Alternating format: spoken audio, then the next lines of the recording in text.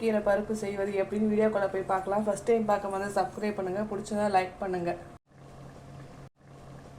பருப்பு செய்கிறோம். பருப்பு கழுவி வச்சாச்சு. பருப்பு, வெங்காயம், பூண்டு, பச்சை மிளகா, ஜீரகம், மஞ்சத்தூள், விளக்கெண்ணெய் இதை வச்சு விசில் விடுங்க. 4 விசில். தக்காளி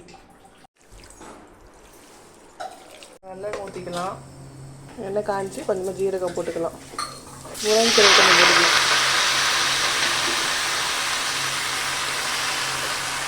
தூளுப்பு கொஞ்சம் போட்டுக்கலாம். தண்ணி ஊற்றி வேக வச்சுக்கலாம். நல்லா வேகட்டும். கீரை கடையல் வேகணும் நல்லா, அப்போ தான் வெந்தாதான் ஜீரண சக்தி ஆகும். கொடுக்கறதுக்கு கடாயில் எண்ணெய் ஊற்றி வச்சுக்கலாம். கருவடகம் போடலாம். வரமிளகா போட்டுக்கலாம். கீரை இந்த பக்கம் வெந்துருச்சு. இங்கே தாளிப்பு கொடுத்தாச்சு. இங்கே பருப்பு வெந்துருச்சு.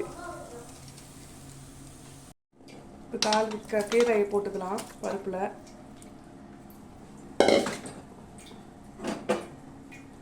தாளிச்சதையும் போட்டுக்கலாம்.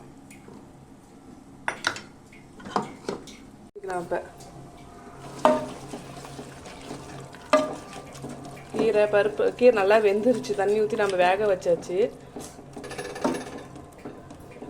சாதத்தில் பிசைஞ்சு சாப்பிட்லாம். ராகி களி, கேவுரு களி. வெங்காயத்தூள் போட்டுக்கலாம். ஆயிடுச்சு. ஃபஸ்ட் டைம் பார்க்கணும்னா சப்ஸ்கிரைப் பண்ணுங்கள், லைக் பண்ணுங்கள், ட்ரை பண்ணி பாருங்கள்.